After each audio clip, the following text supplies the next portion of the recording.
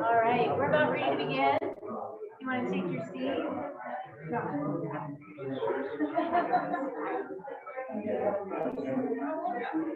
There's lots of seats available in the front still.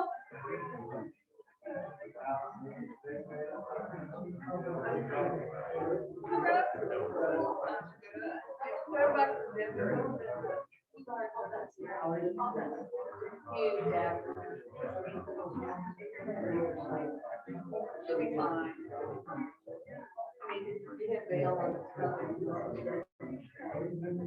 Let's start.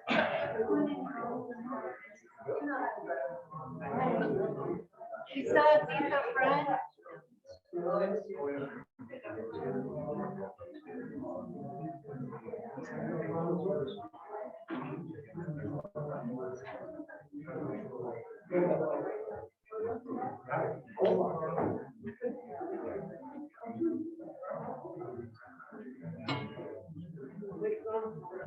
All right, we got quite a group here, so thank you for coming. To those in person and in Zoom, I just want to first start with saying thank you. My name is Heather Noel. I'm the new Deputy Forest Supervisor here on the White River National Forest. I've been here for about a month, so a lot of new faces. It's not just for me. So anyways, again, thank you for joining us. I'd like to first thank the Carbondale and Rural Fire Department for allowing us the use of this beautiful facility. Restrooms for those are right behind you, and exits are to my right, and also the way you came in. This is a preliminary, just to make sure we're all in the right place. This is a preliminary meeting for the proposed Thompson Divide withdrawal. This is a chance for us to hear from you, but it's not one and done. This is the first of many opportunities after the new year that we are going to have meetings like this. We do have two sessions tonight, this one right now at 5 o'clock and one at 6 o'clock. And the one at 6 o'clock, we're going to also have Spanish interpretation. I'd like to first introduce my counterpart on the Grand Mesa and Compadre and Denison National Forest, Tony Edwards. He'll be speaking shortly. But first, I'd like to turn this over to Stephanie Connolly, Southwest District Manager for the BLM. Thank you, Heather. Hi, everyone. Again, Stephanie Connolly. I'm the District Manager for BLM, Southwest Colorado. There are about 6-7 seats up front. If folks want to come up and grab a chair, it's not rude at all.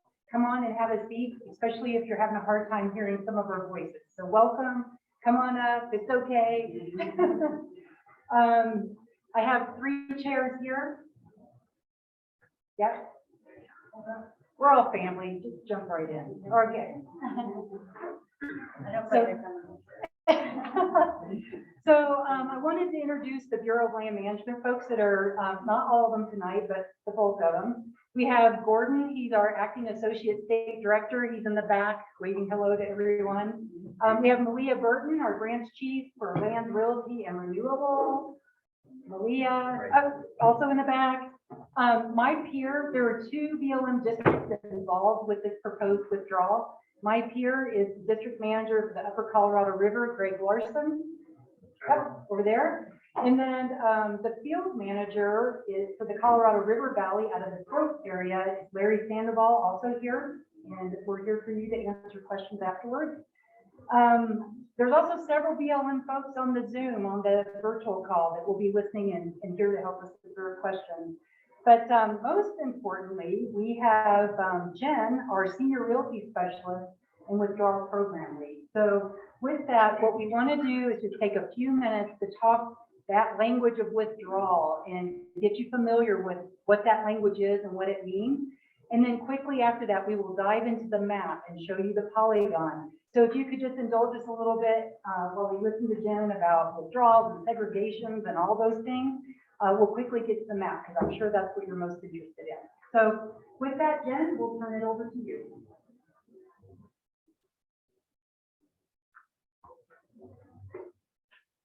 Hi, everyone. Welcome. Thanks for coming tonight. As Stephanie said, I'm Jen Jardine. I am the withdrawals program lead for the BLM Colorado State Office out of Lakewood. So withdrawals can be kind of confusing. I'm here to kind of hopefully make things a little clearer on what a withdrawal is and what the process is.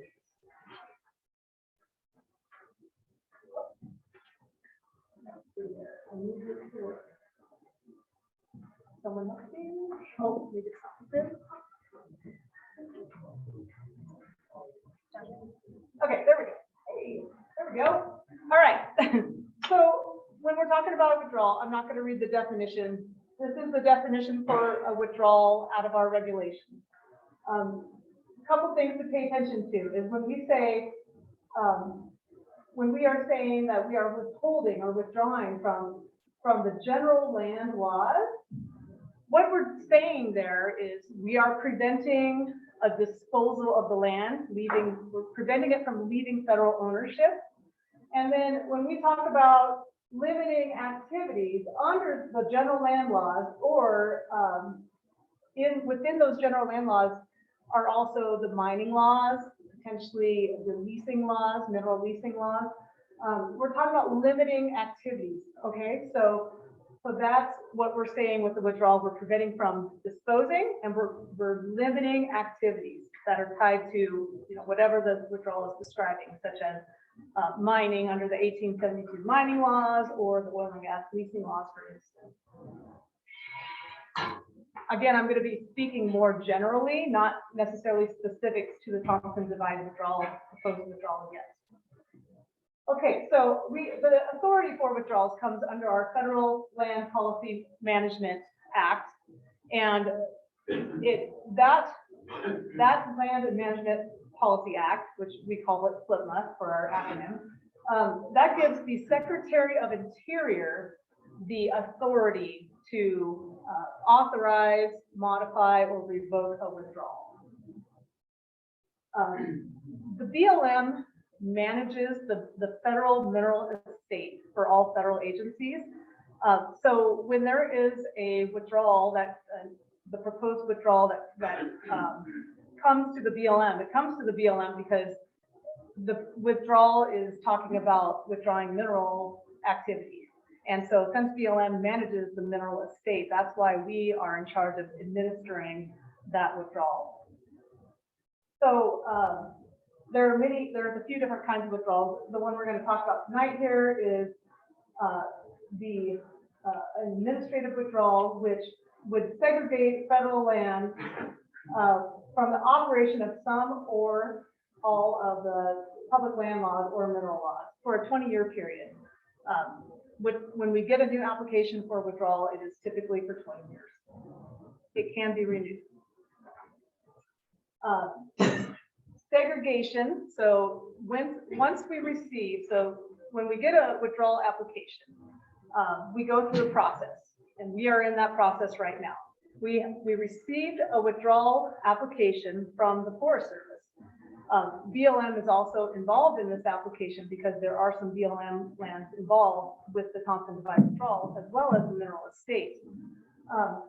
What happens is that proposal gets sent to the Secretary of Interior, and we basically ask the Secretary of Interior, would you consider this withdrawal proposal? And if the Secretary of Interior says, yes, I will consider it, then it gets published in the Federal Registered Notice. And that starts a 2-year period where the land is segregated from those activities tied to those general land laws and the mineral laws. So we're talking here, when we say the general land laws, like I said earlier, we would not be able to dispose of that land for a 2-year period. We would not accept any mining claims in the proposed withdrawal area for a 2-year period. And we would not, let's see, new leasing applications under oil and gas, under the oil and gas leasing laws or geothermal leasing laws would not be accepted for a 2-year period. This is the segregation period that I'm talking about.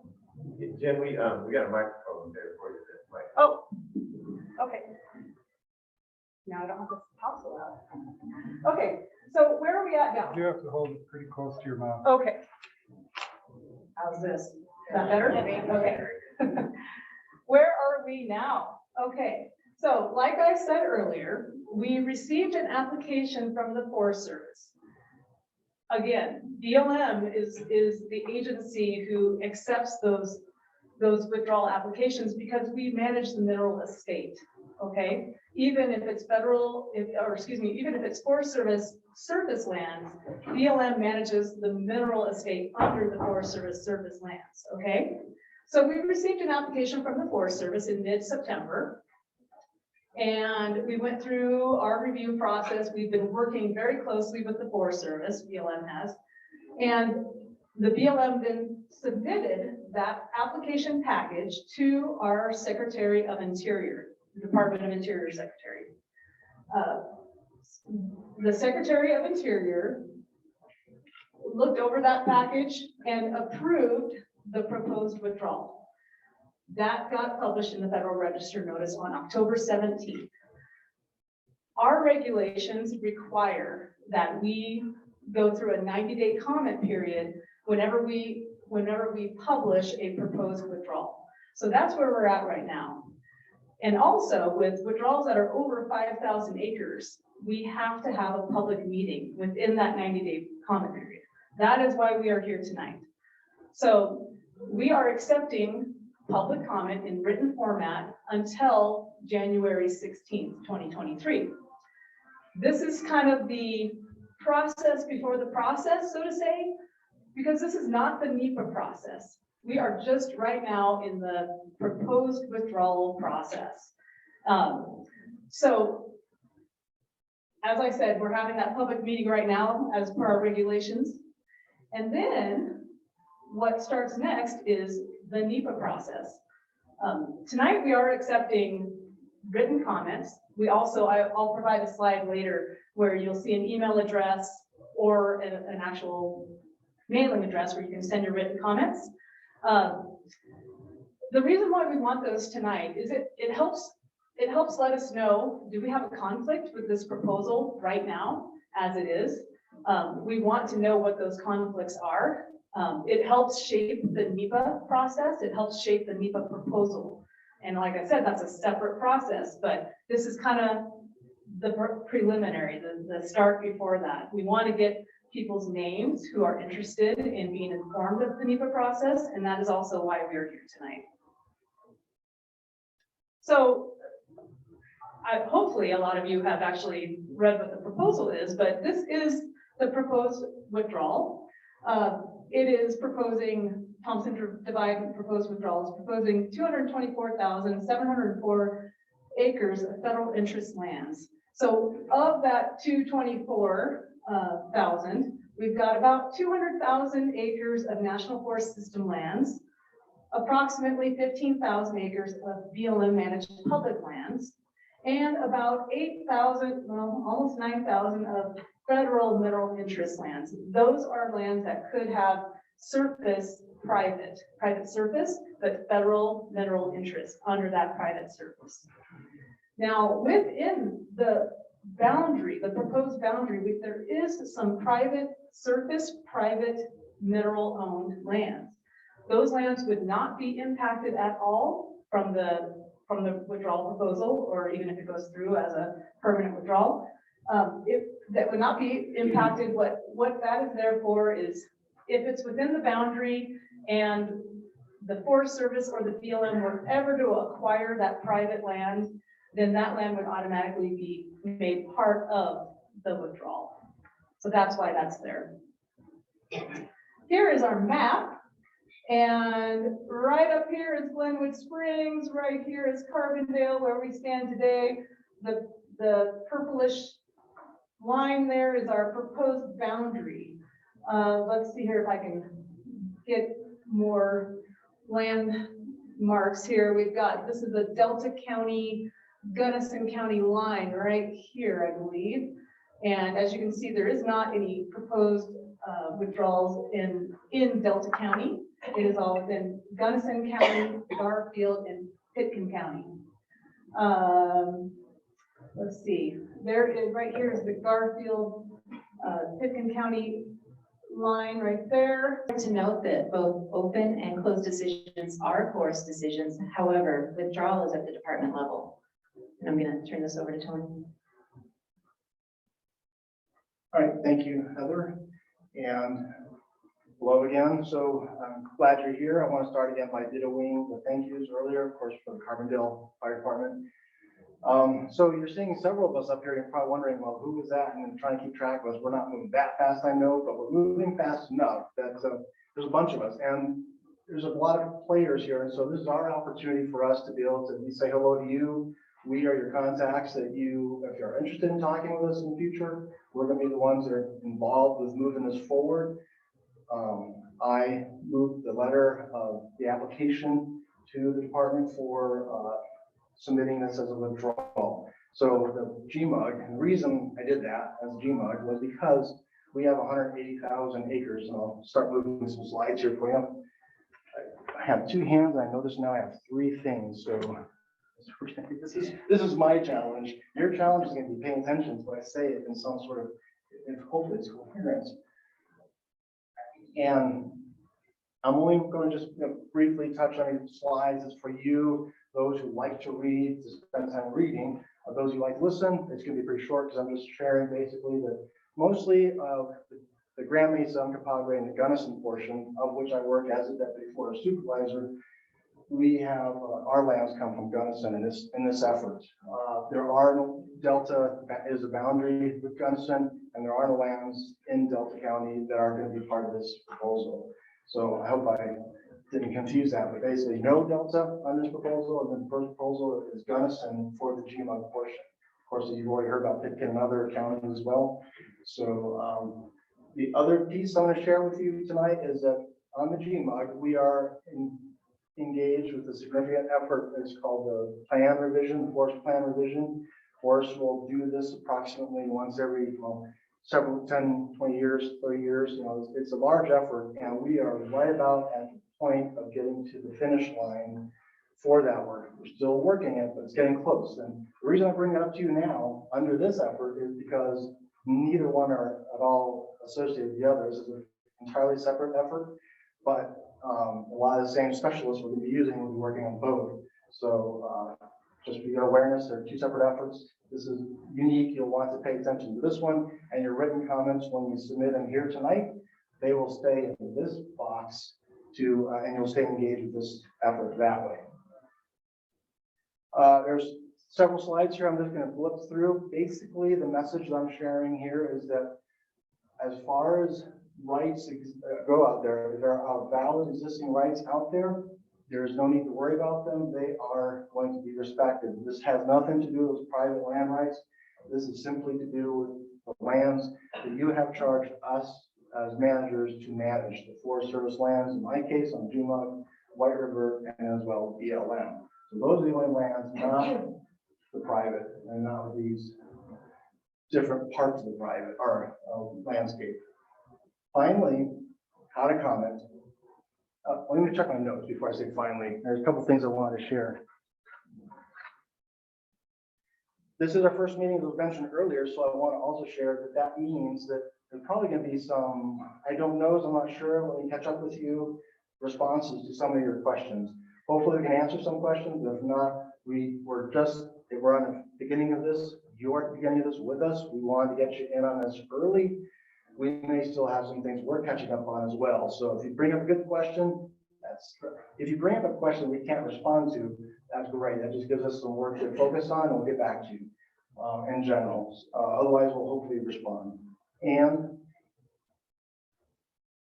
So since we sent that letter in, we've got 2 years. So we're going to expect to have a product out to the Department of Interior by about mid-March 2024. And I'll share the summary up here now of what you've just heard.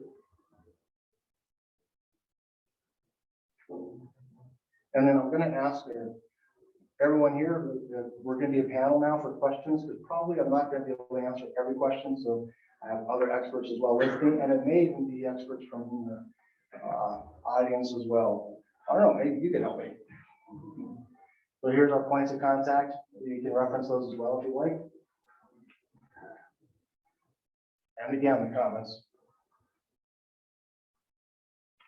Is there anything else that I'd be happy to turn this over? If I've missed anything, I'll check with my folks. We're in a good place, and Could we go back to the points of contact? I saw people trying to take pictures of that, and I want to make sure they had a chance. I appreciate that. Nice. So the other thing I was going to mention, we are doing, as you heard earlier, there's that interpretation. So we have another meeting at 6, and we're going to do the exact same thing. So if you're like me, it might be better to come back and visit and listen to it again, because I need to hear things over again sometimes.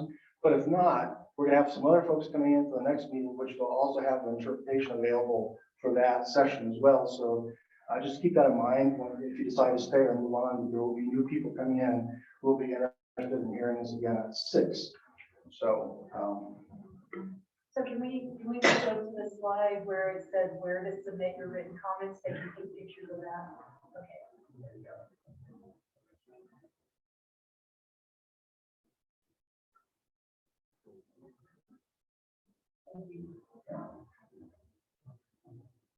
Well, that really sums up what we wanted to share with you tonight. As you are here and you may have questions, you're welcome to verbalize. Yes, sir. Yes, during the withdrawal process, after the 2 years of the first part of it over, then there's a 20-year period. Is Thompson Divide eligible to be declared wilderness or anything like that during that period? That's still a possibility. Was everybody able to hear the question? You should repeat it for the people online. All right, so I will repeat that and you can help me make sure I got it right. But you're interested in knowing if during a 20-year, once the withdrawal becomes a 20-year withdrawal, if during that time those same lands can be considered for wilderness. Okay.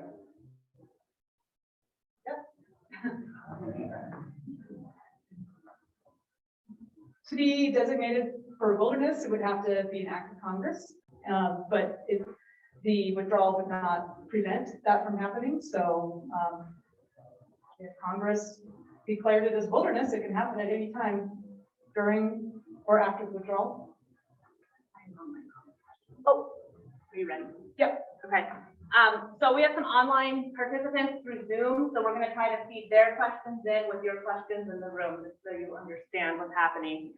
This first question is, if the proposal went into the Federal Register on the 17th of October, launching a 90-day comment period, why is the public meeting taking place 60 days after the Federal Register entry and 30 days before the end of the public comment period? I don't really know how to answer that, other than we did our best to schedule the meeting. We had to also put legal notices in the local newspapers. All of that takes time. It is a process. The other thing is, we knew the date. We didn't know the exact location. We had to get a location dialed in and then a time period dialed in as well. All I can say is we did and the holidays. So we did our best. With the Federal Register notice, I mean, that is the start of the public comment period. So anyone who reads the Federal Register notice can start submitting those comments. All the information that we're telling you here was also in that Federal Register notice. This is just kind of like, we're adding to that by saying, hey, let's give you even more information and then provide that question and answer period. But, my contact information was in the Federal Register notice as the expert on the withdrawal process, and so I could be contacted at any time. But I'm here tonight also. Yes. You mentioned a couple of times that the withdrawal is for 20 years. So what happens after 20 years? Can we be back into this oil leasing process at the end of 20 years? If the withdrawal expired, so, okay, the question is 20-year term for a withdrawal, what happens at the end of 20 years? Could oil and gas leasing activities occur at the end of that 20-year period? And the answer is yes, if the withdrawal expired. So we actually, we have a system, we have a database where all of our information on different land actions, such as withdrawals, goes in. And we have time periods where it gives us notices of when we need to do some other work, like if it's going to expire, right? So we know when this would expire if this proposal gets approved, and it's a withdrawal that's in place. We know 20 years from 2024 it would expire. So then that would be a tickler for us that a new application for a renewal would need to be submitted by the Forest Service to renew that withdrawal after a 20-year period. So we get to do this all over again. Yes, so do we. Older kids. Yes. If this is approved in October 2024, and if an election in November and a new administration comes in and a new Secretary of Interior, can they cancel or revoke the agreement? That is a good question. The revocation or revoking of the withdrawal, it could come from Congress, but otherwise, a revocation application is what we call it. It usually comes from the original applicant. We see revokes or revocations of withdrawals. It usually happens more with lands that are no longer needing to be protected for that use. It happens a lot with like Bureau of Reclamation withdrawals where it was set aside for irrigation activities and those activities aren't needed anymore. And so the Bureau of Reclamation submits a request to revoke the withdrawal. Or if it's a 20-year withdrawal, it just gets expired. But that would have to come from Congress unless it came from the Forest Service. Yes. When would agencies that qualify as special expertise expect to receive cooperating agency invitations? Well, that would happen through the NEPA process. Don't forget to repeat the question. Oh, for sorry. people online. It's hard to hear from that. So the question just now was asked was about cooperator status. When will the invitations be sent out about that? So this is, we're early in this one, and we're also not familiar with withdrawals as much over here when I speak about myself. So we are going to be finding out about that. That question has come up and we haven't grounded an answer yet. So we've seen some different examples. So we'll have to get back to you on that. Maybe not. So just to add on to that, we have gotten 2 requests for cooperating agency status sent to the BLM. And we ask that those go to the Forest Service, but I want you to be rest assured that if they come to us, we're working in partnership and we're taking them over to the Forest Service to integrate into the NEPA process. I think the 2 we've gotten is Gunnison County and Crested Butte. Can I answer that? Sure. So again, this is Malia Burton. I had introduced her earlier. She was in the back of the room, but she is our branch chief for lands and realty and renewable energy. So just to add to that, the reason that BLM would be forwarding cooperating agency requests to the Forest Service is because that would be for the NEPA. And right now we're just discussing the proposal. Forest Service will be leading the NEPA process, hence directing those requests to the Forest Service, just to explain why we're sending it over. Thanks. And I think, did we have some online questions to get to? All right, so this first one is for Tony, and it is, what product were you talking about that will be out in March of 2024? Is that the forest management plan or the Thompson Divide plan? And then the second question I'm going to throw out there is how many acres are under lease that would not be affected by the withdrawal?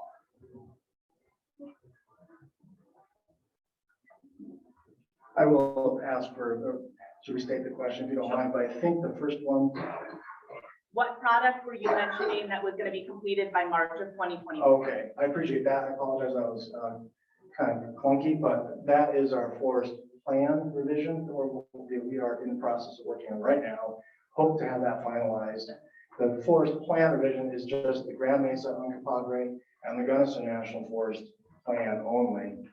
We're not, it's not quite revision. So, so that is not associated with this withdrawal effort. Yes. All right. And then there's a second part?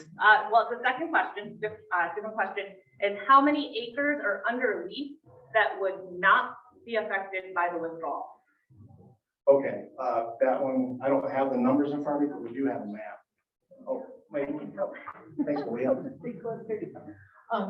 I don't have an exact acreage figure in front of me. We do have that, just don't have it in front of me. We have 23 active oil and gas leases in the area, which as valid existing rights would not be subject to the withdrawal. However, if any of those leases expire during the course of the segregation period, or should the withdrawal be approved during that up to 20-year withdrawal, then those lands would become subject to the withdrawal. Therefore, they could not be released at that time. You have a map that will show where those are. Yeah, we'll pull it up here in a minute. Okay. Question, how many acres in the White River National Forest? We have no active leases on the White River National Forest. All of the existing leases are on their term. No, because, and Heather, do you want to speak to? Okay. Heather mentioned earlier that the White River National Forest, through its own forest planning process, has closed those lands to leasing. Sir? It's 23 active leases and then they were leased a long time ago. The industry hasn't done anything with them. Is there a feeling that perhaps that the industry isn't really interested in any more leasing on the divide? So the question is about how many of the existing leases have been in place for a long time. And am I understanding correctly that you're wondering if there's not heavy industry interest in the area? I can't speak to the industry interest. I know that because on the White River National Forest, it's closed to leasing. That's clear to the industry that those lands are not available to lease, so they would not be submitting expressions of interest.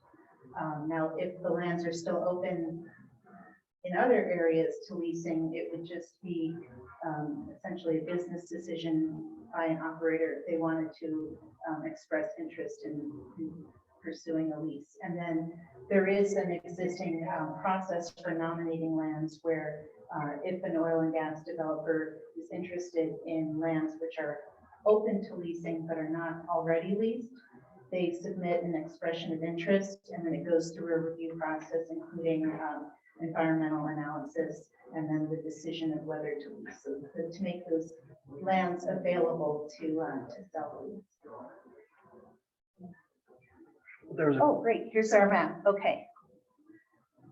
So.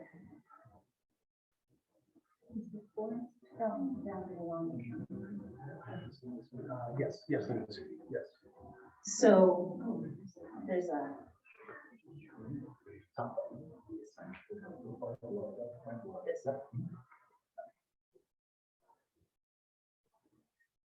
Okay. This is the forest boundary line here. And you can see that these squares outlined in blue are existing leases. There is a small amount of overlap. These are existing leases here located on the GMUG that are within the proposed withdrawal boundary, which is marked here with a yellow and brown line. And then the area here in bright green is the Wolf Creek gas storage area, which is also a valid existing right. And the leases associated with that gas storage area will continue to be honored, but should any of those leases expire or be terminated during the life of the withdrawal, again, those lands would become subject to the terms of the withdrawal. Well, I want to ask, since the period for accepting input is such a small window, now that you've already used up so much time, is there a potential? Because all these ideas, I mean, this is just layers in my head, and they're swirling in my head. You know, I wouldn't be able to draft a response with all my familial responsibilities for January.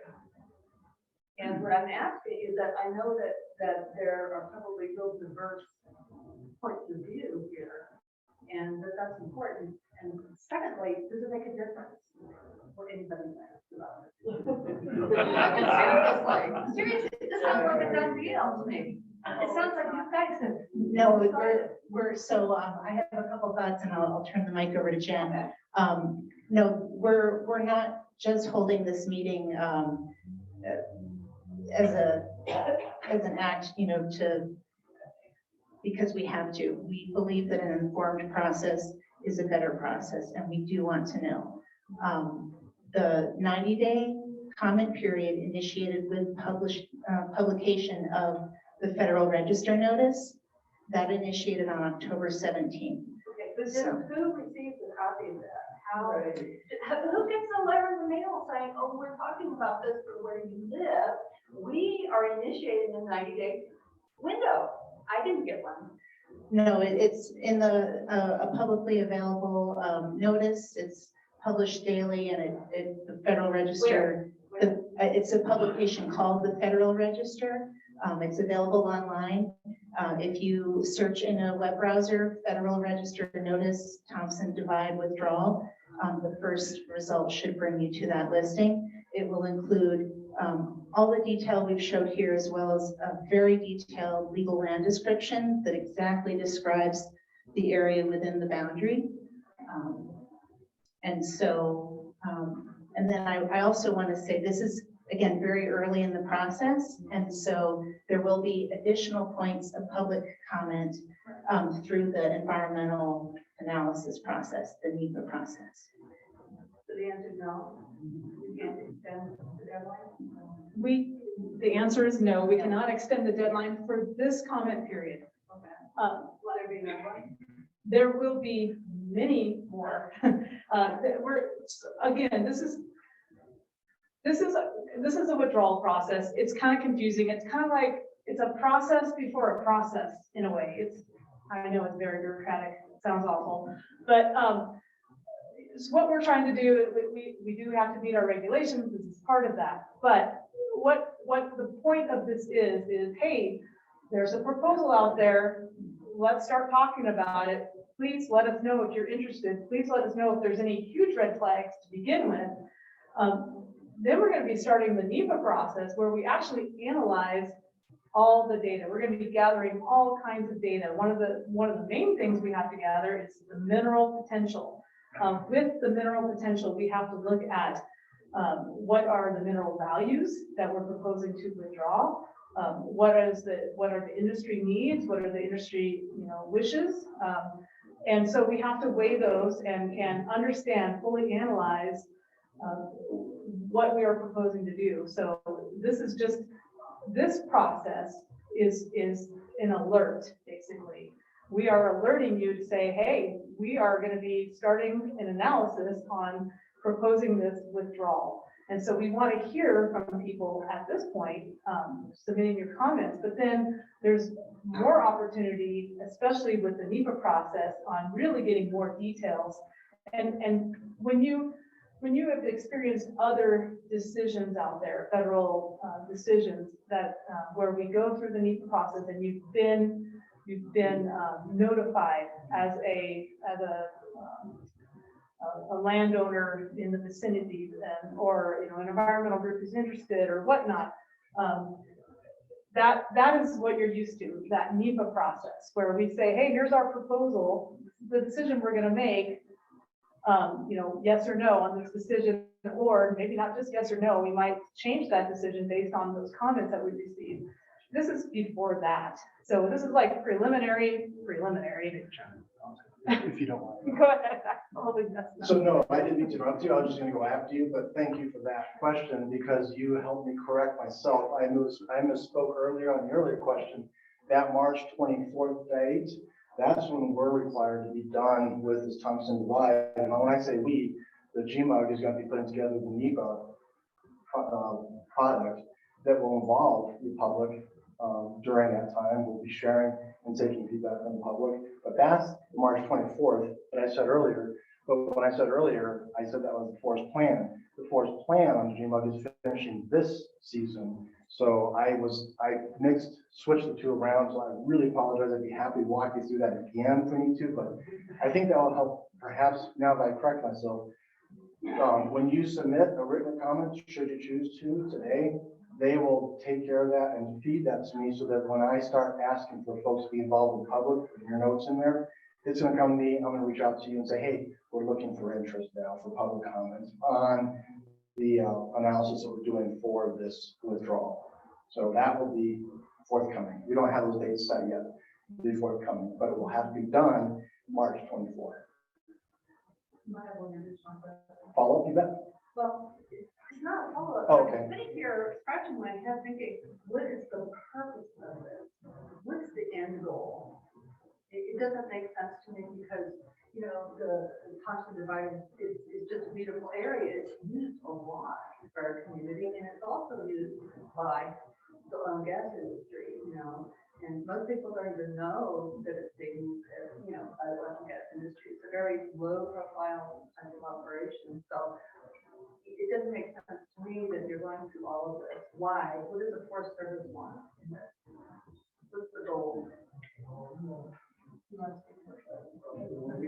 That's quite right. So what the Forest Service wants is to be able to protect this land in a different way based on feedback from the public that we have been receiving over time. We have learned that there's an interest in removing oil and gas operations from this area. One of the notes you may have heard me mention was that those dark green lands were wilderness lands. So this abuts a lot of wilderness. So by removing those oil and gas operations, we'll continue that wilderness characteristic a little bit further out is what's happening. So that is based on public. The Forest Service has its mandate, has its authorities from Congress. We follow those, but then part of that is what does the public want? And so we work with the public to figure out how all the sideboards come together to find that sweet spot. We're hoping that sweet spot is this withdrawal of the operations in this area. Did you want to add anything more to that? I think we have like 9 questions online, right? Yeah, but, Okay. yeah, so, I'm gonna double combine these. What is the process to make the withdrawal permanent? And what kind of public comments are most helpful now in this current comment period versus the NEPA comment period? Okay, so the first question is, what can be done to make it permanent? Is that correct? What can make the withdrawal permanent? To make the withdrawal proposal permanent. That has to come from Congress. It would be an act of Congress. Congress would have to go through the legislative process to withdraw the area. And that does happen, but in this particular case, it is considered what we call an administrative withdrawal. In other words, it's not coming from Congress, it's coming from within the agencies. And then the second part of that question was, what kind of public comments are most helpful for right. this comment period Okay. versus NEPA? Okay, so comment periods that are helpful now.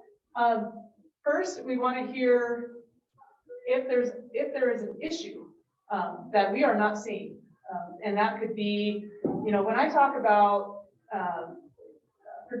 when we're withdrawing from the general land laws, that includes if the area leaves federal ownership. So there could be a conflict, like say if there's you know, a land exchange that's proposed and now, you know, we're preventing that land from leaving federal ownership and getting exchanged. That's a problem. That's a conflict, for instance.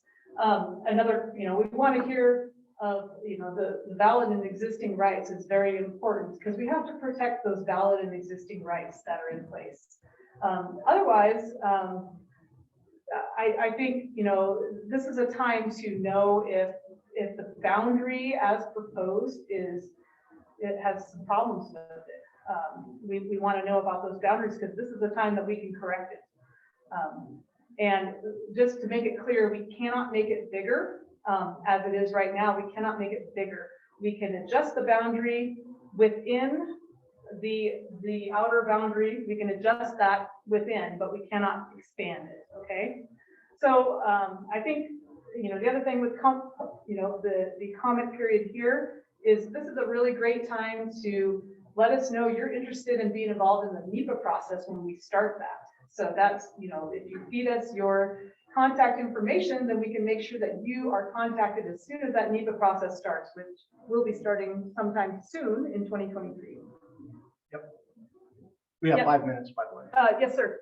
Could you explain to, I'm confused by this process within a process. And obviously it's the Secretary of Interior decision for the withdrawal. But can you explain the Forest Service role in this process? Yes. Or in another step of the process? Is NEPA under Forest Service or is it under Department of Interior? Okay, so the question is explaining this withdrawal process a little bit further. I apologize because it does sound so bureaucratic when I say it's a process before a process, but it is. The withdrawal authority lies with our Secretary of Interior. So what happens is we can receive, BLM can receive an application for withdrawal from any federal agency. It can come from the Forest Service, it can come from the National Park Service, it can come from the Bureau of Reclamation, the Bureau of Indian Affairs, all these other federal agencies. They could submit an application to say, hey, we want to propose this withdrawal, which would close an area to some of the general land laws, some of the mining laws. It depends on what is applied for. So then BLM takes that information, since we manage the mineral estate, we take that information and we submit that application to the Secretary of Interior. And the Secretary of Interior then says, I'm going to consider this withdrawal. That's when it gets published in the Federal Register notice as a proposed withdrawal. That is the Secretary of Interior saying, I'm going to consider this, but you have to give me more information. It's not a withdrawal until I get more information. And that's our 2-year time period to get our act together and go through the NEPA process, which is gathering data and analyzing that data on what are the effects of this withdrawal if it were to go through. Then at the end of that, at that NEPA process, we go back to the Secretary of Interior and say, okay, here's all of our data. Here's our proposal. Now, what do you think? And then Secretary of Interior decides, yes, I will approve the withdrawal, or no, I will not. Now, with Thompson Divide, since it's over 5,000 acres, not just the Secretary of Interior is involved, Congress also has to approve a withdrawal that's over 5,000 acres. So the Secretary of Interior would submit to Congress and say, hey, I'm going to propose that this withdrawal is approved, and Congress would then say yay or nay. I hope I didn't make that more confusing. Yes, sir. Is this a political football? We're going to have the same thing like we had with Bears years where they withdrew it and the next administration came in and withdrew that withdrawal? I don't think I can speak to that. This sounds like a political football to me. I'll let you speak to that one. We're civil servants and we're processing the application in front of us. And so we're not playing the political football. We're processing an application that's been brought before us. So Who made the application originally? the U.S. Forest Service. Why? Oh, So that's in response to the the Thompson Divide people, and then just added all that extra land on top of it? I know this is through efforts, this is through a series of involvements with public over time. So it came down to us that there was an interest in this, so we have moved forward as a tool to be able to provide that to the secretary to consider. Because you're locking up natural resources, and the limitations of our natural resources, you're locking them up in a bureaucracy. Wouldn't it be better to take care of Thompson Divide, which I agree with? And you've got a lot of areas down there, the guns can happen for sure one day. Why are they being also included? Why can't we just work on Thompson Divide instead of adding on that area near Crescent Butte and Point South? I appreciate that question, and I think the best way, if you would actually respond written with that advice, we can look into that and be able to give you a response to that. I think that would be really helpful. I used to give you a verbal response now, but if you give us a written question in that regard, we could provide an actual, this is what. You can't answer the question now. I can't answer now. Okay, we probably have time for one more. Kirby, how are we doing? Is there any? We have a lot online, we also have a lot in the room, so, and Okay. take one from the room. Okay, go ahead. Apologies, this is not a question, but it might be a helpful way to answer some of the questions about why the Forest Service is petitioned to withdraw this land. And I just wonder if folks in this room who have supported protecting the Thompson Divide in the past might simply stand up and raise their hand, and that might give a sense of all the public support. How many belts? And so That's this is, everybody. So you have a very political group here. I appreciate the exercise, but we are just about the end of time. So for this first session, so I don't know if we want to answer one from online or if we need to close it up. So let's do this. If you look around the room, all of us in a uniform, we also have a couple of comms folks right next to Malia. We're happy to take the next 10 minutes and mingle and try to answer as much as we can. But we need to let the room flow in and out, let the next round of folks. Again, if you want to sit through again, happy to have you. But we also want to provide an opportunity for the people, particularly since we do have a translator for this next session. So we're here for you and we can keep talking, but we do need to start flowing through. Thank you for your participation.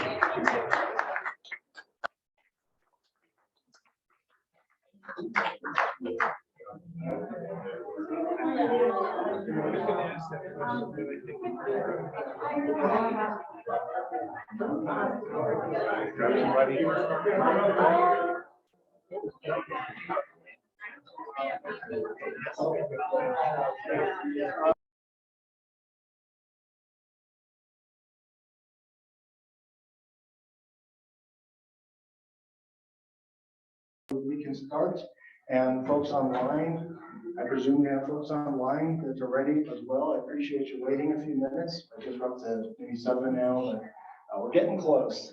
So thank you.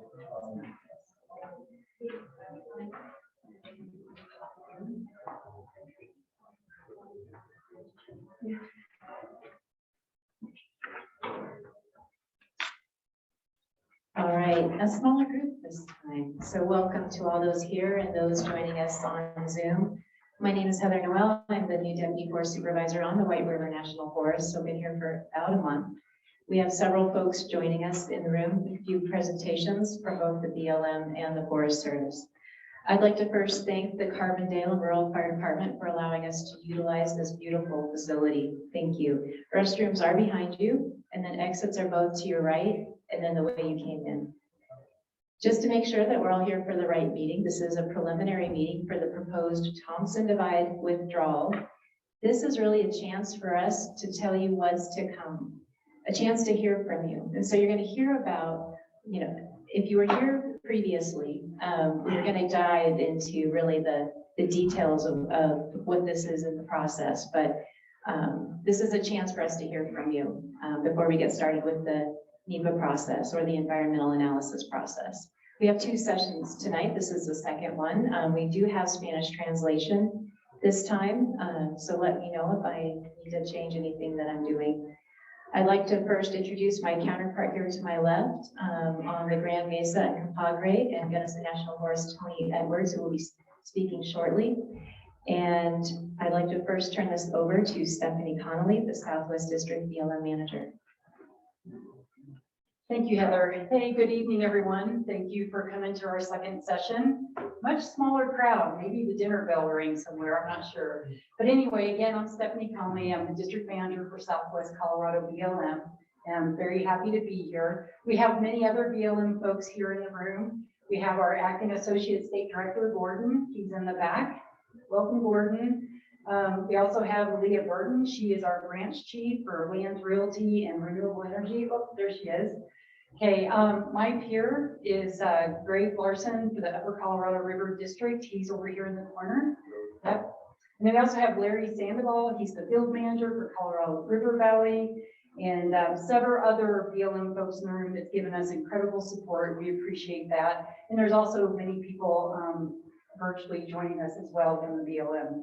But most importantly is our senior realty specialist, withdrawal program lead, Jen, and she'll be stepping up in just a minute.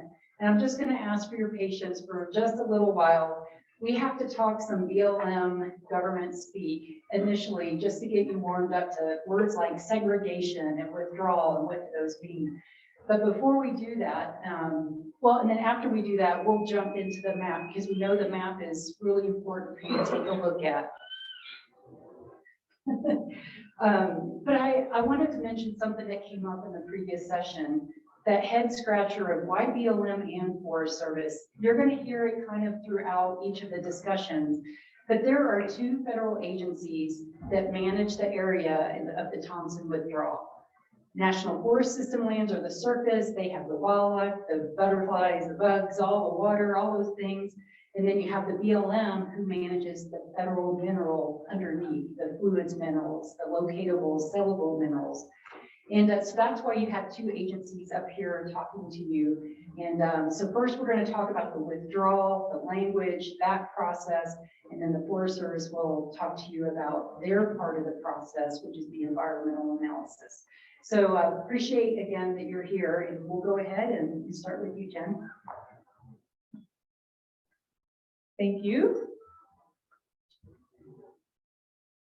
Hello, everyone. Thanks for coming tonight. Again, my name is Jen Jardine. I am the BLM Colorado State Office Withdrawals Lead. I'm gonna try and break down a little bit the withdrawal process so we understand why we are here tonight. First, we'll get into what exactly is a withdrawal, and I'm going to speak more generally as far as withdrawals in general. I'll talk a little bit about Thompson Divide specifically, but right now we're going to talk generally about withdrawals. I'm not going to read this whole definition to you. This is coming out of our regulations. You can read it. It's sounds very complicated and bureaucratic, so let's break it down a little. When we say that we are withdrawing or withholding an area of federal land from the general land laws, those general land laws are laws that have been passed that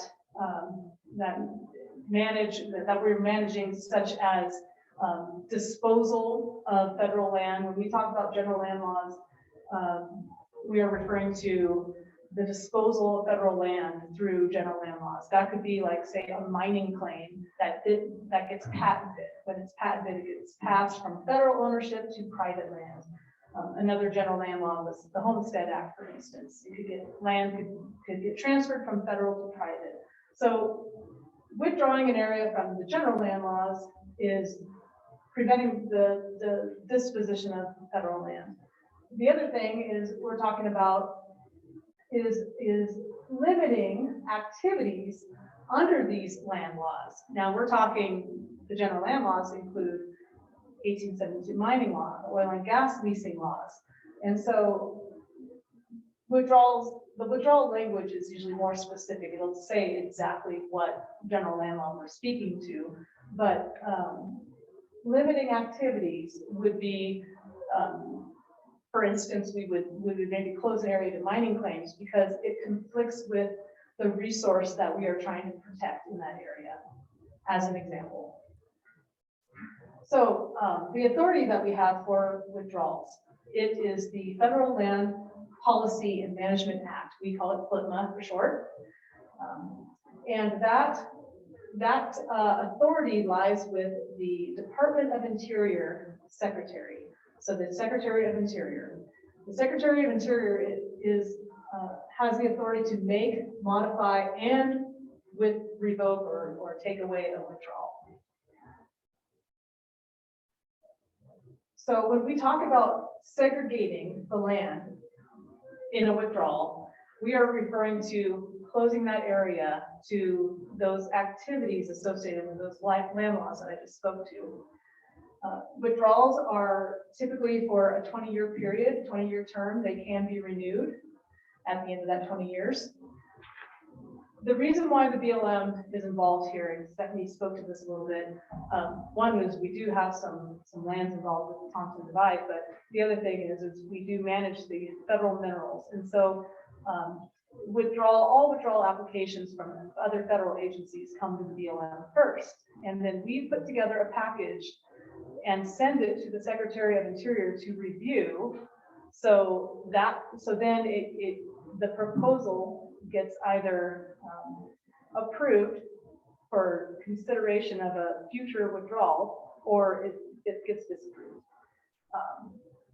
When a withdrawal gets approved, the land is then, it starts a 2-year time clock where the land is segregated, or in other words, activities are put on hold for 2 years. We're not going to allow any activity associated with the laws, the land laws, for 2 years.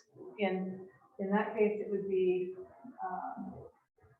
we wouldn't accept any mining claims if the withdrawal language says location entry under the mining laws. We would not accept any mining claims, new mining claims, under that 2-year segregation period. Under the public land laws, if the language in the withdrawal says settlement, sale, location, or entry under the general land laws, that means we can't dispose of that land under that 2-year period. And then under the operation of the mining, of the mineral leasing laws, that means that we are not going to accept any new leasing applications in that 2-year segregation period.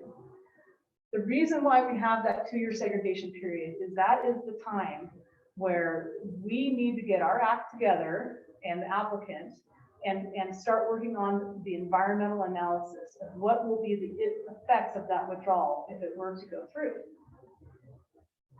So that's why we're here tonight. We are in this process. Let me explain. We received an application from the Forest Service around mid-September, and that the application was for the proposed Thompson Divide withdrawal. BLM we put together information for the Secretary of Interior along with that application, and then submit it to the Secretary of Interior to say, hey, what do you think about this proposed withdrawal? If it gets approved, if the proposal gets approved, it gets published in the Federal Register notice. So that's where it got published on October 17th. So once that publication takes place, we are in a 90-day comment period to accept written comments for that withdrawal proposal. With our regulations, we also are required to do a public meeting if the withdrawal is over 5,000 acres. And of course, in this case, it is. So that's why we're here tonight. We are providing a public meeting to inform everyone this is the start of our process, and we are accepting written comments now, and we'll get into a slide later on where you can submit those comments. And then it starts the NEPA process, which a lot of you would be familiar with. This is where we start gathering all the information we need on what would be the effects of that withdrawal if it were to go through, or if it weren't to go through. So we've gone through this period here. Now we're up here to the public meeting, and we're going to be starting the NEPA process. The Forest Service will be, the GMO National Forest will actually be the lead agency on that NEPA process. So the Thompson Divide withdrawal, the proposal is to withdraw approximately 224,000 acres. And that's from all entry, appropriation, and disposal under the public land laws. and entry under the mineral laws, and operation of the mineral leasing, mineral materials, and geothermal leasing laws. And very clear here, subject to valid and existing rights. If there's already a right, a valid and existing right, we will not be touching that, okay? Of that 224,000 acres, approximately 200,000 is National Forest System lands, approximately 15,000 is BLM surfaced public lands, and then 8,700 is federal mineral interest. So that would be private, it could have private surface, but federal mineral lands underneath that private surface that we manage. Now, there is also an area within the withdrawal boundary that is private land surface and private land minerals. Those lands would not be touched by the withdrawal proposal. The reason why those are in there is when we draw a boundary, if lands that are private surface, private mineral were ever to be acquired by the federal government, they would automatically be made part of that withdrawal if they are within the boundary. So here is our map of the proposed withdrawal boundary. Right up here is Glenwood Springs. Here is Carbondale. We have the Garfield County line with the Pitkin County line, right? Straight across here.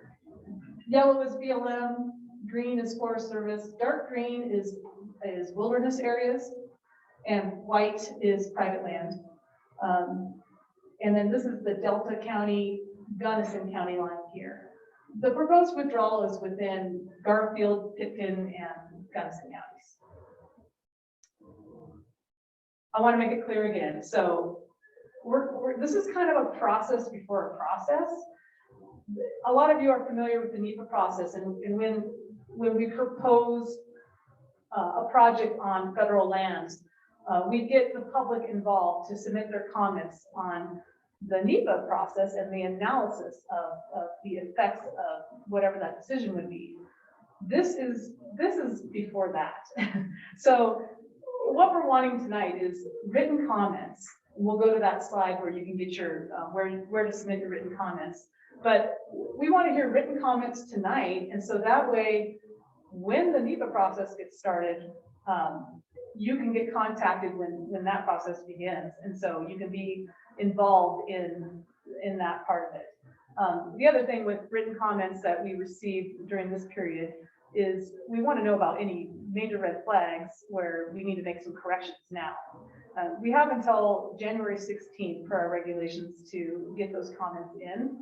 And again, if you don't have a detailed comment, but you want to be involved, you can still just send us a comment through the email that just says, please involve me in the NEPA process, and we will get that information to the Forest Service. And that is the end of my talk, and I'll turn it over to Heather. Thank you, Jen. Specifically for the White River National Forest, this proposal covers 78,472,000 acres, both in Garfield County, but with a majority in Pitkin County. In 2015, the White River National Forest updated oil and gas decisions with the Thompson Divide area on the White River closed to oil and gas leasing to protect the agricultural, ranching, wildlife, air quality, recreation, ecological, and scenic values of the area. And it's important to note that both open and closed decisions are forest decisions. However, the withdrawal is at the department level. And if I could stomp it any further, we will begin the NEPA or environmental analysis after the beginning of the new year. This is just the process before that. I'll turn it over to Tony. Thank you, Heather. Hello. So first of all, I do again want to ditto on thank yous for the fire department. Thank you for using facilities.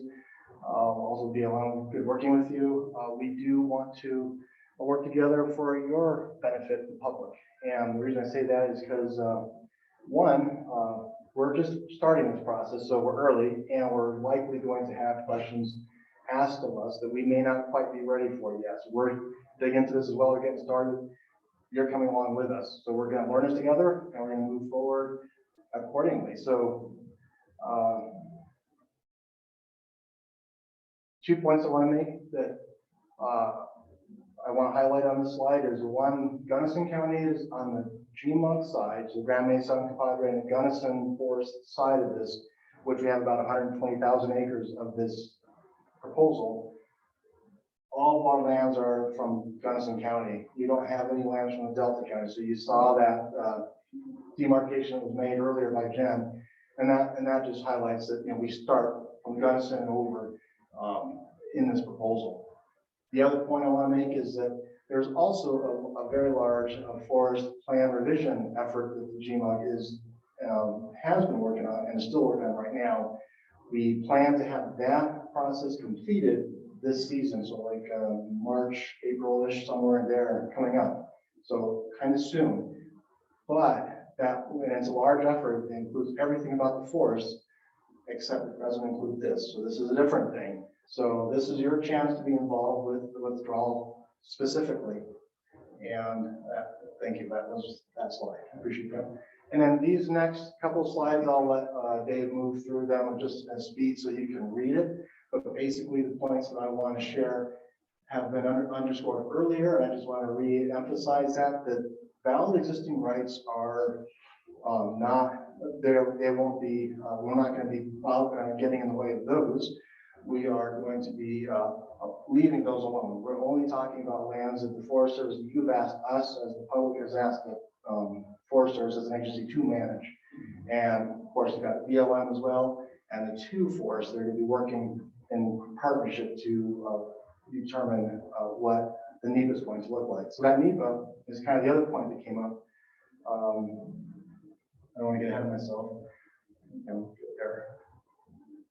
Okay, so that you're being asked tonight, if you are interested, you'd like to, you can put your comments down in writing and share them here, or there's a website or an email that's available for you to send your comments in. And as mentioned earlier about the timeline, you've got until this particular process, January 16th, to respond, to talk about what you feel about what's being proposed for this withdrawal. Now, this is a summary of what I just talked about. So if you have questions, we're getting close to the end here because we're just having some time for you to be able to process this and ask questions. But basically, we're still, the Forest Service will begin a NEPA process here in the coming year for this. So this withdrawal, this public meeting right now is just your initiation to the idea of a proposal. Because the GMUG is the largest landowner in this group, I will be spearheading, kind of leading this effort, but we're going to be working together to figure out what, you know, do the typical NEPA that maybe some of you are very familiar with, but it's a process where we're required to analyze, to evaluate what this effect could be of having this withdrawal happen. You will get involved because there's a period of times in there that involve the public comments and public opportunity to see what's going on. You will have, should you provide your information, you will have an opportunity to be invited to participate with the NEPA part of this. And that NEPA is going to inform what this Thompson withdrawal looks like specifically.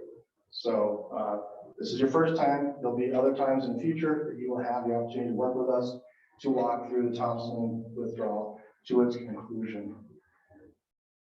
And for further information, there's your details of who those contacts are, myself as well as Jen, you heard from earlier. And I think that's it. As far as what we have planned, we're happy to talk. Some questions you want to share with the group, we're happy to take them at this point. Oh, yes. Okay, so with the BLM being the owner administrator of the subsurface state and Forest Service in Gunnison County, or GMUG, Gunnison National Forest being the lead agency, and White River already having a decision that impacts oil and gas leasing, like how does that relationship work during NEPA? That's what owners of the subsurface state lead agency. That's really what I'm getting at. I don't know. Well, oh, yes. So the question is basically, how is the NEPA going to be coordinated between BLM with the subsurface materials, as well as Forest Service with the surface environment, and how do we coordinate our analysis together? And I guess, yeah, considering that largely the decision ultimately to enact it would affect the subsurface table, so how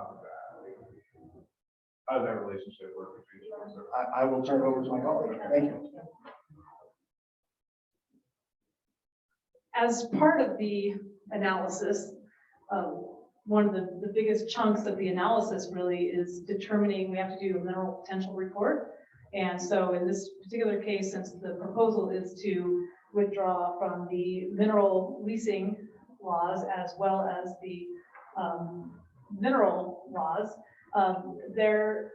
we would have to do a mineral leasing, or excuse me, a mineral potential report for the uses there that we are proposing to withdraw, or the value of the mineral. We would be working closely with the Forest Service as co-agencies on developing the NEPA and the analysis. But yeah, the Forest Service is, just because they manage the surface and not the subsurface, we always work very closely with them. If there were ever to be, say, for an example, an oil and gas application for permit to drill that came in, Forest Service has to work with the BLM anyway on that application to drill. We work as co-agents on that because BLM is involved with the subsurface and Forest Service is involved with the surface, and you still have to, the surface would be impacted as well as the subsurface on something like that. So we have to work together. I didn't say that very well. Well, we'll try to work through this together. And so, yes, we are already working together weekly. We're meeting our team, their team. We're having weekly discussions and gearing up to this public meeting. And as we evolve from this now phasing into the NEPA, we will continue our team working with their team. And as I understand it, the NEPA will be completed with the Forest Service as the lead, and they will make a recommendation of that NEPA to the Department of Interior. And then we will make that decision for the withdrawal. We don't. Well, the Secretary of Interior, yeah. So I don't know how else, I mean, is there something more specific about how we work together, or? No, it's more about, since the majority impact is on subsurface, I guess.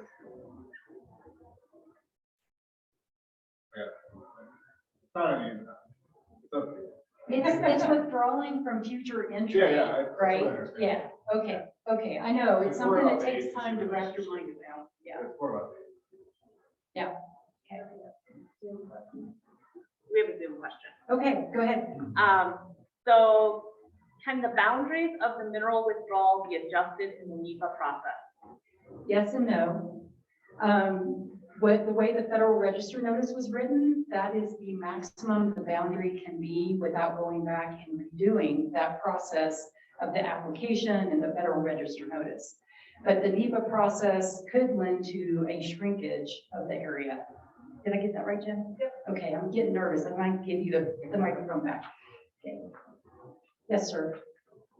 What types of mineral leasing are currently valid or active within the overall boundary? And what number of acres does that currently affect? Marie, did you want to take that one again? She answered it at the last session, so for consistency. So we have 23 active oil and natural gas leases in the area, no active coal leases. I don't have an acreage figure in front of me, but if you want to give me your contact information, I can get back to you, or we have, can we put the Yeah, we're email working on address? Okay. We're putting the map up. Oh, okay. But we do have an email address as well that if you want to follow up with us that way, we can get back to you. Okay. So this is a map that shows existing. May I borrow that? Thanks. Okay. So the boundary shown in yellow and brown line is the proposed withdrawal. Along this county line, that is also the boundary between the White River National Forest and the Chimug. existing natural gas leases are only on the GMUG, and these blue outlines show units, which a unit is an area which has more than one oil and gas lease, but it's managed as a singular unit. So to get back to your question, there are 23 existing leases for natural gas. There's also on the White River National Forest within this bright green boundary, that's the Wolf Creek natural gas storage area where natural gas is pumped underground for storage and then it's used for electricity generation. I just lost my mic, yeah. So that serves as for electricity generation for the city of Aspen. Thank you. Can I ask one follow-up question? Are any of those oil and gas leases currently productive? Are any of them producing oil or gas? There are some that are producing. The reddish color. The reddish, the red-brown color within these unit boundaries are producing. So as valid existing rights, they're not subject to the withdrawal, but let's say that the withdrawal is approved by the Secretary of Interior for that 20-year term. Should any of the leases expire or be terminated for any other reason during the life of that withdrawal, then those lands would be subject to the terms of the withdrawal, and therefore they would not be open to establishing new leases. Thank you. You're welcome. So, Online question? not an online question, but just a reminder for our panelists and people answering questions. The microphone has lost battery, so I need, when you're answering a question, so the people online can hear you, I really need you to project and probably stand closer to the microphone. Were there any online questions that we? Not right now, no, so we address? can take one in the room. Okay, sir? Yes. Does this withdrawal only affect extractive mineral rights, or does it have any impact on like geothermal energy production or recreational development of geothermal? So the question is, does the withdrawal only impact extractive uses of minerals? So the withdrawal removes these lands from operation of the mineral materials law, mineral leasing, geothermal leasing, and mineral mining. So the answer is no, it's not only extractive because it includes the geothermal leasing. So would it prevent like geothermal energy development? Yes. Okay, with the orange. What about like fugitive methane in coal basin? Is it going to impact our ability to capture that? So the question is, does this withdrawal impact fugitive methane capture? You want me to keep going? Sure. Okay. You can put the slide back up. Can you go yes. really fast of all the things? that Oh, are we're not on the. I'll get it. Okay, thank Yeah. you. It has like a list if you want to use your phone, Yeah. take a picture of it, but Yeah. it includes. But in short, because methane capture is not currently authorized under the mineral leasing laws that these lands would be withdrawn from, this withdrawal does not preclude the agencies from authorizing some of the experimental fugitive methane capture that's currently proposed. So this does not preclude the current proposals before the Forest Service. And then the gentleman next to me. What are some of the scenarios where the National Forest or BLM might not approve the withdrawal? So the question is, what are some scenarios where the withdrawal might not be approved? So again, this is a decision of the Secretary of Interior based on a recommendation from the Forest Service and the BLM. The Secretary's decision will be informed by the NEPA analysis, where Forest Service as the lead agency and BLM as a cooperating agency will look at impacts of the proposal on the human environment. And then that analysis will include different alternatives, including a no action alternative, which would be not approving the withdrawal. we're not far enough along in that analysis for me to speculate on why it might not be approved. But that's something that will be considered as part of the NEPA analysis process. Is there anything that Forest Service wants to add to that? Okay. Yeah. Just a follow-up, madam. Does this affect geothermal for recreation, i.e. like a hot springs or something like that? Can you explain, like, so the question is whether this affects recreational use of geothermal resources? So like existing. Like Avalanche Ranch, like they drill Sure. for their hot water. Sure. Would it preclude something like that happening on your land? So if Avalanche Ranch has existing permits with the Forest Service, then those would be valid existing rights which are not impacted by this. What this proposed withdrawal would do is remove operation of those laws from future authorizations. But if use is already authorized, it's not impacted. Yeah, but if there was like another, like someone wanted to develop a hot spring and drill that water, it would preclude that. Yeah, because it would be depending on the specifics of an application. This withdrawal does remove the lands. Oh, yes, the lease. Okay. Yeah, so geothermal Yeah. is weird. Yeah. Oh, yeah, come on up. So this is Steve Hall, our communications director for BLM Colorado. So, and just to, not to confuse the issue, so hot water used for like a hot tub is a different thing than the geothermal lease. So geothermal lease would be precluded, but using hot water under water rights laws would still be a possibility. So they're very distinct things, and I didn't want to leave that confused that this will be an end to hot tubs in the area. That's not what it would do. Yeah, thank you, Steve. Okay.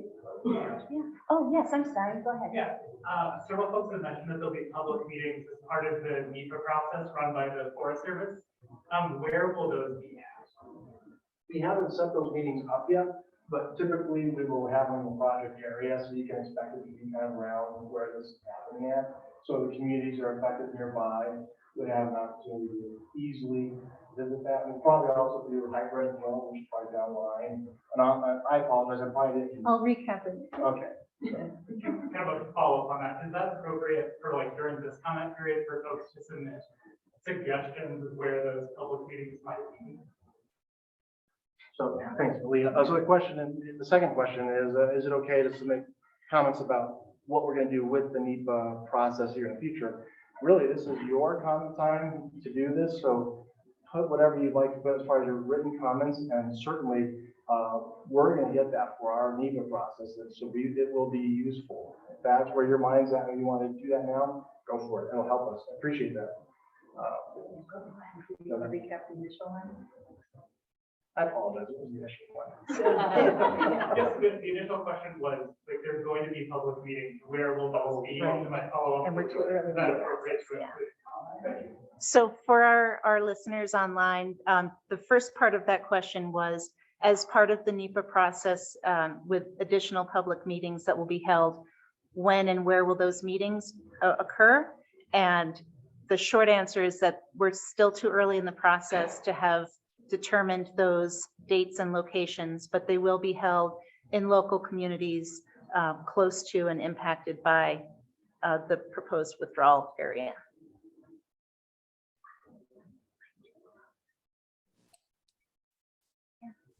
What would the impact on this be if the core act? So the question is, what would be the impact on the proposed withdrawal should the CORE Act be passed?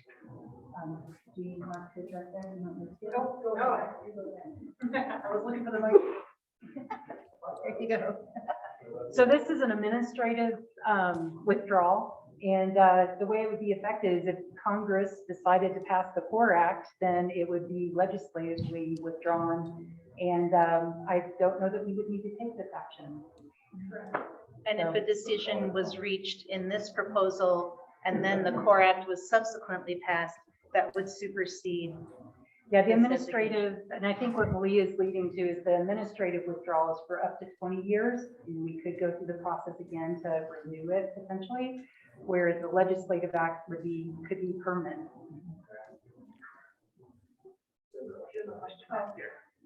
Oh, nobody. Who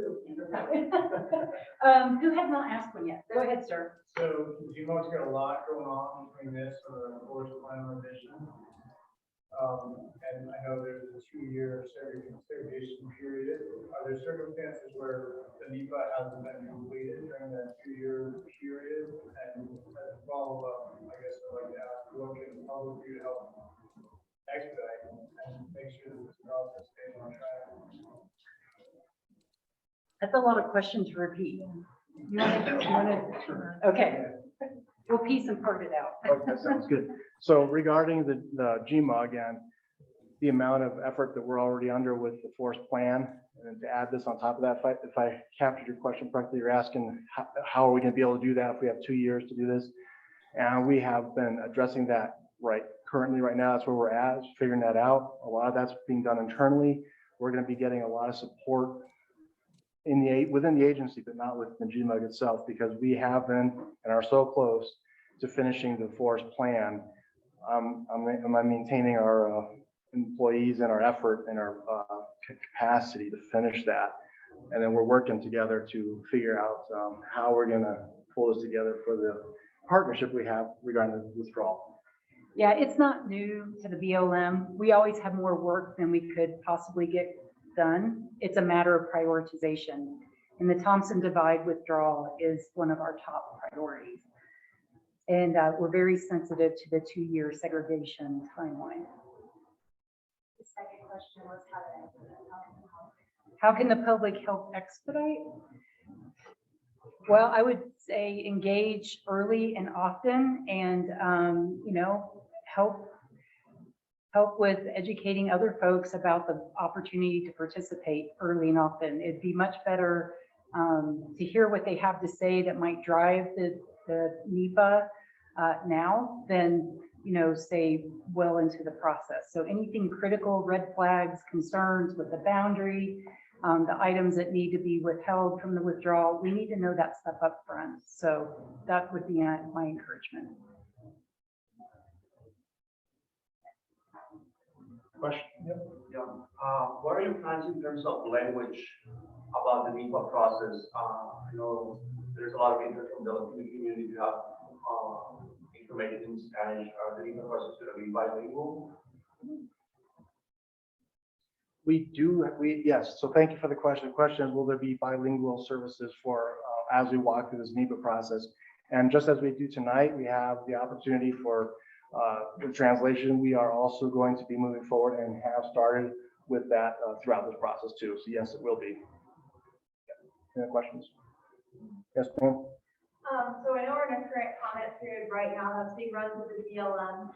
Will comments submitted through that period be considered in the record with the Forest Service for the NEPA process?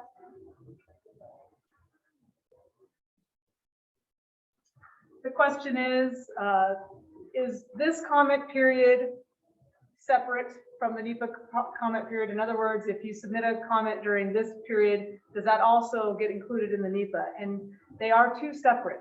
So if you submit a comment through this process here, it's not necessarily going to be included in the NEPA process. However, your name would likely be submitted to the Forest Service as, hey, this person has an interest in, they provided a comment on this process and they would have an interest. So you would want to do a separate interest for the NEPA process. And there's a good reason for that, because the NEPA process is really analyzing the effects, whereas this process is just tell us your thoughts, your comments, red flags on this proposal. But the NEPA process really gets into the nitty gritty and analyzes the effects. Any questions online? The existing leases have boundaries presently, and I know that a lot of the industries know how to go down like horizontally and then like making a larger boundary that's subterranean. and I don't know if it's a ridiculous question or not, but I wonder if by chance the BLM needs to address that. I presume that there is probably a lot of gray areas, because there's so much money involved when people are trying to access all these mineral rights or oil and so on, that you probably have to pay attention to the boundaries, and wondering if somebody's trying to sneak their way past the existing boundaries. I don't know if that's a ridiculous idea or not, but maybe it's, worth mentioning. So the question is about the oil and gas leasing boundaries and how those boundaries are defined, and if it's a problem with operators potentially going past boundary lines. And we, when we accept applications for drilling, we have to go through what's called an adjudication process, where that application has to give absolute detail on the proposed location of drilling, the proposed lateral location as far as where they want to drill to get to the mineral, and what mineral layer or that they're trying to access. All that has to get upfront determined and verified that they are going exactly where they say they're going to be going. We have, what we call legal land law examiners, that look at that, as well as petroleum engineers. All that has to get analyzed very carefully. And there have been cases where somebody maybe drilled where they shouldn't have, and they pay for that when that happens. It's called a trespass. Yes. Will there's a mineral report that's being prepared, and that's separate from NEPA, right? The question of is the mineral potential report, will that be prepared, and is it separate from NEPA? It is its own analysis. However, it is included as part of the NEPA process. It's kind of the same where a wildlife biologist would analyze the effects to wildlife habitat for a certain species. The mineral potential report analyzes the effects of the minerals. It looks at the mineral value. It looks at what the demand is from industry. So it looks at what is the potential of somebody staking a mining claim in this particular area, or what is the potential for drilling oil and gas in this particular area. And does it also include these other categories besides purely oil and gas? Like yes. hydrothermal, and what is the technology? Is there good technology for analyzing that potential? Okay, so the other question to that is, does the mineral potential report analyze the other mineral laws that we're looking at, such as geothermal? And it does. We have to do a mineral potential report for all the proposed withdrawal areas, such as the solid minerals, the leasable minerals, the saleable minerals. We have to do what is the mineral potential of all of those. And as far as the data goes, we are going to work on. We have experts that know how to get that data and how to analyze it. And if we don't have experts, then we seek out experts. We will be contracting out if we have to. Yes. So we have an online Zoom question, and it's, will the benefits to wildlife, humans, and the climate change be considered as well? Absolutely. Do I need to repeat the question? So the question is, will the impacts to human health, wildlife, and what was climate change? And climate change, will all that be considered in the NEPA analysis? And the answer is yes, it will all be considered.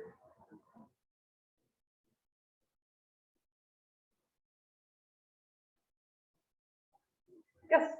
One final question. Yeah. January 16th is a federal holiday. Does that affect when comments need to be in?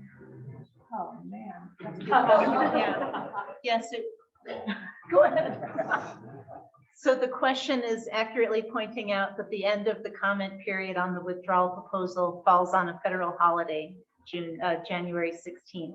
And the answer is that yes, it would roll forward to the next business day, which would be Tuesday, January 17th. Thank you for pointing that out. We might want to use the last few minutes, 5 minutes or whatever, for kind of one-on-one stuff. Not more questions. Yes, yeah, we've got a number of Forest Service and BLM personnel in the room. We're happy to have one-on-one conversations with you and address any additional questions you have. And then we'll leave this slide up with the email address and the mailing address for any comments that you'd like to submit.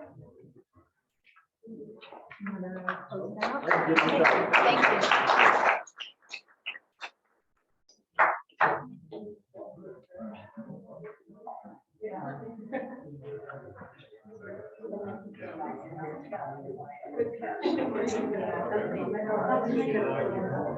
Right, right. I'm going.